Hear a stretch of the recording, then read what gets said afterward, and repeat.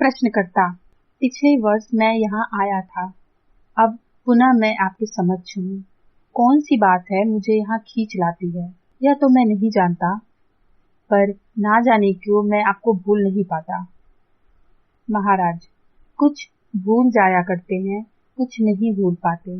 यह उनके अपने अपने प्रारब्धों के अनुसार होता है, जिसे यदि तुम बेहतर समझो तो संयोग भी बोल सकते हो। प्रश्नकर्ता, संयोग तथा प्रारब्ध में मौलिक अंतर होता है? महाराज, वह अंतर केवल तुम्हारे मन में ही हुआ करता है। वस्तुतः तो तुम इतना भी नहीं जानते कि कौन सी बात किस बात का कारण हुआ करती है, कौन किसे प्रेरित करती है। प्रारब्ध भी एक शब्द मात्र ही तो है, जिसका प्रयोग तुम अपने अज्ञान पर पर्दा डालने के लिए करते हो। इसी प्रकार का एक अन्य शब्द है संयोग। प्रश्नकर्ता, क्या कारणों और उनके प्रभाव का ज्ञान हुए बिना स्वतंत्रता संभव है? महाराज, संख्या और प्रकार की दृष्टि से देखो तो प्रत्येक बात के असंख्य कारण और अनगिनत प्रभाव होते हैं। प्रत्येक वस्तु अन्य सभी वस्तुओं पर प्रभाव डालती है। इस जगत में एक वस्तु के भी परिवर्तित होने से अन्य सब कुछ परिवर्तित हो जाता है। इसलिए मनुष्य में यह महान शक्ति है कि अपने स्वयं को परिवर्तित कर वह सारे संसार को परिवर्तित कर सकता है। प्रश्नकर्ता, आपके अपने कहे शब्दों के अनुसार अपने गुरु की कृपा से आप आज से लगभग 25 वर्ष पूर्व मौलिक रूप से रूपांतरित हो गए, परंतु संसार आज भी वैसा ही है जैसा कि वो पहले था। महाराज, मेरा संसार समग्रतः बदल चुका है। तुम्हारा संसार वैसा ही यथावत रह गया है, क्योंकि तुम परिवर्तित नहीं हुए। प्रश्नकर्ता, आपके रूपांतरण ने मुझे प्रभावित क्यों नहीं किया? महाराज, क्योंकि हम में एकात्मता न हो पाई। यदि तुम अपने को मुझसे पृथक न समझोगे तो हम तत्काल ही एक ही अवस्था में सहगामी हो जाएंगे। प्रश्नकर्ता, अमेरिका में मेरी कुछ संपत्ति है, उसे बेचकर मैं हिमालय में कुछ भूमि खरीदने का विचार कर रहा हूँ। मैं एक घर बनाऊंगा, उद्यान बनाऊंगा, 2-3 गायें पालूंगा और शांति पूर्वक रहूंगा।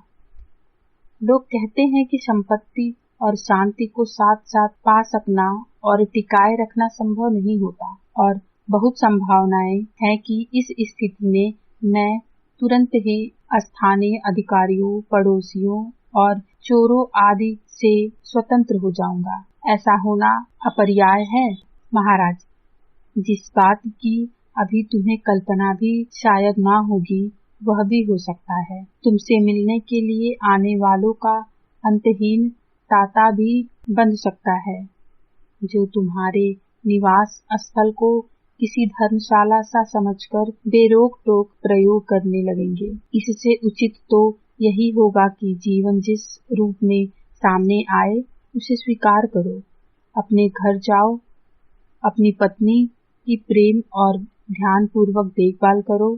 तुम्हारी किसी को भी आवश्यकता नहीं है। यश पाने के तुम्हारे सारे स्वप्न तुम्हारे लिए और भी कष्टों का ही कारण बनेंगे। प्रश्नकर्ता, मैं यश के पीछे नहीं भाग रहा, मैं वास्तविकता की खोज में हूँ। महाराज, इस हेतु तुम्हें जिस वस्तु की आवश्यकता है वह है एक सुव्यवस्थित और शांत जीवन चर्या, मन की शांति और अत्यंत गहरी लगन। प्रतिपल जो कुछ भी स्वयं तुम्हारे मांगे बिना ही तुम्हारे सामने आ रहा है वह ईश्वरीय भेंट ही है, और यदि तुम उसका पूर्व प्रयोग न कर सको तो वह अवश्य ही सहायक होता है। तुम्हारे कष्टों का एकमेव कारण यह है कि अपनी कल्पना और कल्पनाओं से प्रेरित होकर निरर्थक संघर्ष में तुम स्वयं ही फंसे रहते हो। प्रश्नकर्ता, क्या प्रारब्ध और कृपा एक ही वस्तु है? महाराज, वे पूर्ण रूप से एक ही हैं। जीवन जिस भी रूप में सामने आए उसे स्वीकार करो और तुम अनुभव करोगे कि वह एक प्रसाद ही है। प्रश्नकर्ता, मैं अपने जीवन को तो स्वीकार कर ही सकता हूँ, परंतु जिस प्रकार का जीवन जीने के लिए अन्य सब बाध्य है, उसे भला किस प्रकार स्वीकार कर सकता हूँ? महाराज, पर वैसे भी तो तुम उसे स्वीकार ही कर रहे हो। अन्य लोगों के दुख तुम्हारे दुखों में कोई बाधा नहीं डाल पाते हैं। यदि तुम में सचमुच ही करुणा की भावना होती तो तुम बहुत पहले ही स्वयं की सारी चिंताओं को छोड़ उस अवस्था में प्रविष्ट हो जाते जिसमें ना जाने पर ही वास्तविक रूप से सहायता कर पाना संभव होता है। प्रश्नकर्ता, यदि मेरे पास एक बड़ा मकान और पर्याप्त भूमि हो तो मैं एक आश्रम बना सकता हूँ जिसमें व्यक्तिगत कमरे हों, सार्वजनिक ध्यान कक्ष हो, भोजन गृह हो, पुस्तकालय हो, कार्यालय आदि सब कुछ हो। महाराज, आश्रम बनाने से नहीं बनते, वे स्वमेव अस्तित्व में आ जाते हैं। आश्रम भी किसी नदी के बहाव की तरह होते हैं, ना तो तुम उन्हें प्रारंभ कर सकते हो और ना रोक सकते हो। किसी आश्रम के सृजन में अनेक तत्व समाहित होते हैं और तुम्हारी आंतरिक परिपक्वता उसमें से केवल एक ही तत्व होती है, और यह भी सुनिश्चित है कि अपने वास्तविक रूप में अनभिज्ञ ही बने रहकर यदि तुम कुछ करते हो तो वह सभी विनष्ट हो जाएंगे। पाखंड किसी भी रूप में क्यों ना हो, उसका अंत दुखद ही होता है। प्रश्नकर्ता, संत होने से पूर्व संत का आचरण करने में क्या अनौचित्य है? महाराज, संतत्व का आभास करना एक प्रकार की साधना है। यदि व्यक्ति किसी भी प्रकार की श्रेष्ठता का दावा न करे तो यह पूर्णतः उचित है। प्रश्नकर्ता, मैं इस प्रकार का मूल्यांकन कैसे करूं? महाराज, अपने मन की अंतर्वस्तु का अवलोकन करो। तुम वही हो जाते हो जिसका तुम विचार करते हो। और क्या अधिकांश समय तुम अपने क्षुद्र व्यक्ति और उसकी नित्य की आवश्यकताओं में नहीं व्यस्त रहते? नियमित ध्यान का यह महत्व है कि यह तुम्हें तुम्हारी दिन की उबाऊ गतिविधियों से बाहर ले आता है और तुम्हें इस बात का स्मरण कराता है कि तुम वह नहीं हो, और जैसा कि अपने होने का विश्वास तुमने बना रखा है। पर केवल स्मरण कर लेना ही पर्याप्त नहीं होता। निष्ठा के पश्चात तदनुसार आचरण होना भी आवश्यक है। उस धनवान जैसे मत बनो जिसने एक विस्तृत वसीयत बना रखी है पर मरने से इनकार कर रहा है। प्रश्नकर्ता, क्या क्रमबद्धता जीवन का नियम नहीं है? महाराज, नहीं, ऐसा नहीं है। केवल तैयारी भर क्रमिक होती है, परिवर्तन आकस्मिक होता है और समग्र होता है। क्रमिक परिवर्तन के द्वारा तुम चेतन सत्ता के नए तल तक नहीं पहुंच सकते। उसे स्वीकार करने हेतु साहस की आवश्यकता होती है। प्रश्नकर्ता, मैं मानता हूँ कि मुझमें साहस का अभाव है।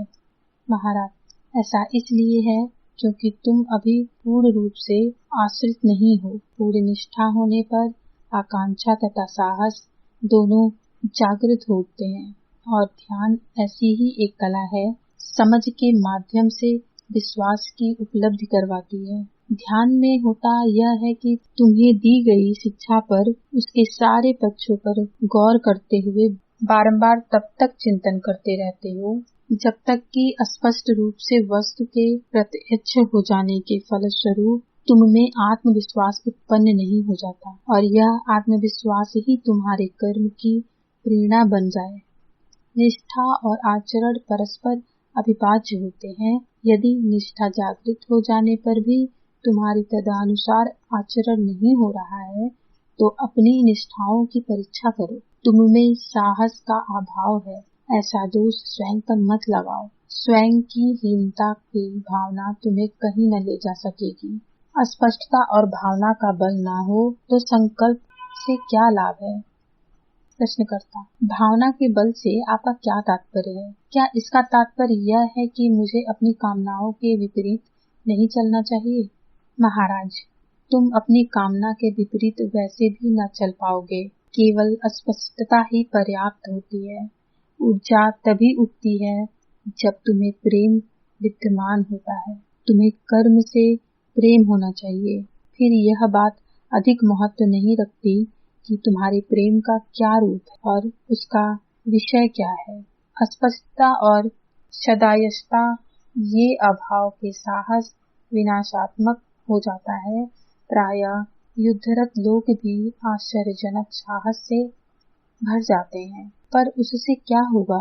प्रश्नकर्ता: मुझे तो अस्पष्टतः दिखलाई देता है कि मेरा जो एकमात्र कामना है वह यही है कि एक ऐसा स्थान हो जहाँ पर एक घर हो, आसपास बागीचा हो, जहाँ मैं शांतिपूर्वक रह सकूं। अपनी इस कामना को संतुष्ट करने के लिए मैं कार्यरत क्यों न हूँ?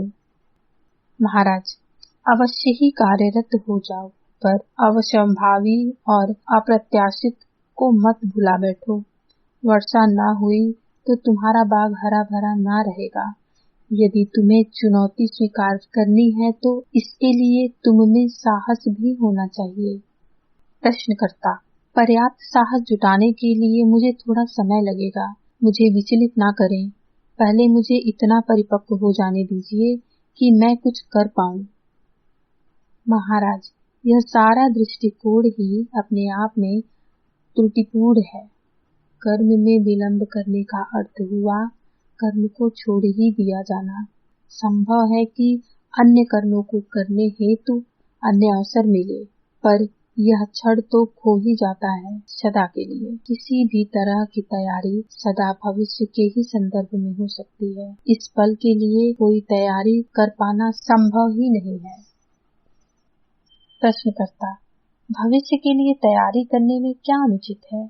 महाराज: तुम्हारी तैयारियां इस क्षण के कर्म करने की दृष्टि से कोई विशेष सहायता नहीं करती। स्पष्टता अभी ही होती है, कर्म अभी ही है। तैयार रहने का भाव कर्म को अवरुद्ध कर देता है और कर्म ही वास्तविकता की कसौटी है। प्रश्नकर्ता: क्या हमारे द्वारा निष्ठा रहित कर्म किए जाने पर भी? महाराज: तुम कर्म किए बिना रह नहीं सकते और प्रत्येक कर्म की पृष्ठभूमि में कोई भय अथवा कामना होती है। और प्रमुख तथ्य यह है कि तुम जो कुछ भी करते हो वह तुम्हारी इस निष्ठा पर अवलंबित होती है कि संसार वास्तविक है और यह तुमसे स्वतंत्र अस्तित्व रखता है। यदि तुम्हारी निष्ठा इससे विपरीत होती है तो तुम्हारा आचरण सर्वथा भिन्न होता है। प्रश्नकर्ता: मेरी निष्ठाओं में कोई त्रुटि नहीं। मेरे कर्म तो परिस्थितियों के द्वारा निर्धारित होते हैं। महाराज: दूसरे शब्दों में तुम अपने आसपास की परिस्थितियों की और जिस संसार में तुम रहते हो उसकी सत्यता के प्रति पूर्णतः आश्रित हो। संसार के स्रोत की खोज करोगे तो तुम्हें ज्ञात होगा कि संसार था, उससे पहले तुम थे, और जब संसार शेष नहीं रह जाता तब भी तुम रहते हो। अपनी कालातीत सत्ता को खोज लो और तब तुम्हारे कर्म भी इसका ही प्रमाण देंगे। क्या तुमने इसे पा लिया है? प्रश्नकर्ता: जी नहीं, मैंने अभी इसे नहीं पाया है। महाराज: तब तुम्हें और क्या करना शेष है? निश्चय ही यही सर्वाधिक महत्वपूर्ण कार्य है। जब तक तुम हर वस्तु का निरीक्षण न कर दो और पूरी तरह अवलंबन रहित तथा अपरिभाषित नहीं रह जाते, तब तक तुम्हें यह स्पष्ट न हो सकेगा कि तुम हर वस्तु से विलक्षण और स्वतंत्र हो। यदि एक बार भी तुम अपने आप को जान लेते हो तो यह महत्वहीन हो जाता है कि फिर तुम क्या करते हो। परंतु अपनी स्वतंत्रता को पहचान पाने के लिए संपन्न व्यक्ति सदैव परम तत्व के तल पर स्थिर रहता है। उसकी प्रज्ञा, प्रेम तथा साहस समग्र होते हैं और उसके विषय में सापेक्षिक जैसा कुछ नहीं होता, और इसलिए यह आवश्यक है कि उसे अपने आप को अपेक्षाकृत अधिक कठिन परीक्षाओं के द्वारा प्रमाणित होने देना चाहिए। परीक्षक, विद्यार्थी और परीक्षा की व्यवस्था, ये सभी वस्तुएं अपने ही अंतर्हृदय में स्थित होती हैं। यह अपने भीतर का एक नाटक है जिसमें अन्य कोई सम्मिलित नहीं हो सकता। प्रश्नकर्ता: सलीब पर चढ़ाया जाना, मृत्यु और पुनर्जन्म, इस विषय में हम जो बातचीत कर रहे हैं उसकी पृष्ठभूमि हमारे लिए परिचित सी है। इस बारे में मैंने निरंतर अनथक पढ़ा सुना और चर्चा भी की है, पर स्वयं कर पाने में अपने को असमर्थ ही अनुभव किया है। महाराज, चुप और अविलंबित बने रहो और तब प्रज्ञा और शांति स्वमेव जागृत होंगे। तुम्हें उनके लिए लालायित होने की आवश्यकता नहीं है। अपने हृदय और मन की निस्तब्धता में प्रतीक्षा करो। चुप हो पाना अत्यंत ही सरल होता है, पर इसके लिए बिरला ही कोई इच्छुक होता है। तुम सब लोग चाहते हो कि रातों रात महामानव बन जाए, आकांक्षा से और छोटी से छोटी इच्छा से भी रहित होकर अनावृत्ति असुरक्षा युक्त अनिश्चिंत अकेले हो जाओ। जीवन जिस भी रूप में सामने आए उसे पूर्णतः स्वीकार करो। यह स्वार्थपूर्ण आग्रह न रख कर कि प्रत्येक वस्तु तुम्हें भौतिक या यथाकथित आध्यात्मिक सुख या लाभ प्रदान करे। प्रश्नकर्ता, आपकी सारी ही बातों में मैं बिल्कुल ही सहमत हूँ, पर मैं यह नहीं समझ पाता कि इसे किया कैसे जाता है। महाराज, यदि तुम्हें यह पता हो कि इसे कैसे किया जाता है तो तुम इसे ना करोगे। हर प्रयास छोड़ दो, बस रहो भर। श्रम और संघर्ष मत करो, सभी आलंबन छूट जाने दो। सारी बातों को एक ओर धकेल कर बस होने मात्र की प्रबल भावना में अंधे होकर दृढ़ रहो, यही पर्याप्त है। प्रश्नकर्ता, यह एक ओर धकेल देने का कार्य कैसे होता है? मैं जितना अधिक धकेलता हूँ वे सब उतनी ही अधिक वेग के साथ मेरी ओर आती है। महाराज, उन पर ध्यान देने से इनकार कर दो। वस्तुएं आएं या जाएं, कामनाएं और विचार ये भी वस्तुएं ही होती हैं। उनकी उपेक्षा करो। पता नहीं कितने पुरातन काल से अनेक घटनाओं की धूल तुम्हारे मन में निर्बल दर्पण को ढकती चली आ रही थी और फलतः तुम्हारे देखने की क्षमता बस स्मृति से अवरुद्ध होकर रह गई। तुम उन्हीं तक देख सकते थे, उनसे पार नहीं। यह धूल और एकत्र हो, इससे पहले ही उसे छोड़ दो। बस धूल की पुरानी परतें प्रकट होंगी और धीरे धीरे एक समय ऐसा आएगा कि तुम तुम्हारे मन के वास्तविक स्वभाव को अस्वीकृत कर लोगे। यह सब नितांत साधारण सी बात है और अपेक्षाकृत सरल भी है, पर लगन और धैर्य से काम लो, यही महत्वपूर्ण है। अनासक्ति, वैराग्य, कामना मुक्तता और भय मुक्तता, सारे स्वार्थों से स्मृति और अपेक्षा से रहित शुद्ध जागरूकता मात्र, यही मन की वह अवस्था है जिसमें आविष्कार संभव होता है। और मूलतः तो मुक्ति का अर्थ ही है आविष्कार करने की स्वतंत्रता।